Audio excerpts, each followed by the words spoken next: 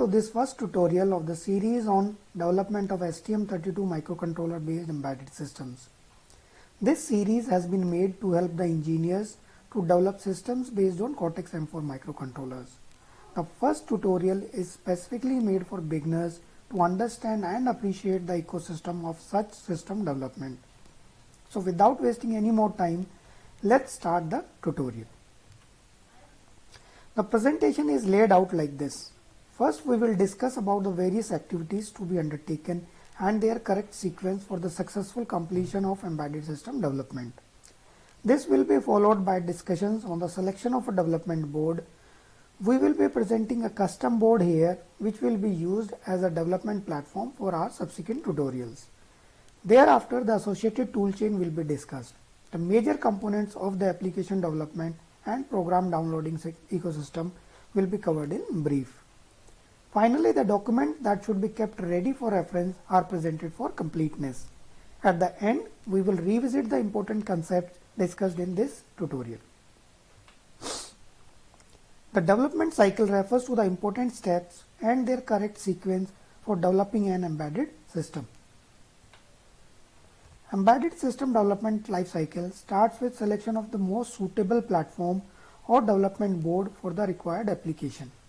Now this can be an OEM provided board or a custom board depending upon the experience of the system developer. In our case, we will consider a custom board designed by our highly experienced and capable team for understanding this lifecycle. Development board dictates the selection of the toolchain. The associated application software module of this toolchain can be found and downloaded from the OEM of the development board. The developer, after installing and learning the use of associated integrated development environment, can write his application programs and compile them. The final error-free compiled code can now be downloaded onto the development board. This program can then be tested and improved upon through multiple iterations. Very often, an OEM provided development board is the first choice of such development for beginners. However, only a custom board can provide the best performance and most optimized solution for the final application. We will consider a custom board shown on the right of the slide to be used as a learning platform for this and rest of our tutorials. As you could see, it is a very powerful professional development board with almost all the features required in high-end portable sensor applications.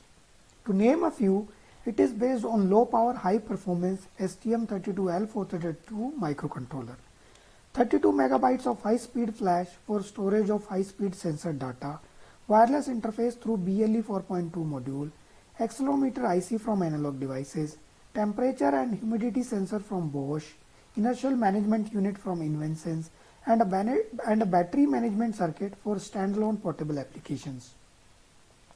The system can be recharged, programmed, and configured through the same USB 3.1 C-type port. The toolchain refers to the setting up of a group of software programs required for writing, compiling, and downloading the user application code onto the board. The first in this list is the free software STM32CubeMX from STMicroelectronics. It is a graphical tool for generation of initialization code and configuration of peripherals. The second is the STM32 Studio IDE, provided again free of cost by STMicroelectronics. Many of the developers are using Keel Microvision because of their acquaintance with this proprietary software. This is one of the best professional software but comes with high cost, not suitable for beginners and hobbyists. Both these softwares provide a complete integrated development environment for writing the source code, error checking, compilation, and downloading of the code onto the development board. This free application provided by STMicroelectronics is used for downloading the code onto a custom board, as is in our case. It uses the serial communication port of the computer to communicate and download the hex file into the microcontroller of the board. The development of embedded system requires continuous reference to various OEM provided and third-party help documents for resolving various technical issues during the development.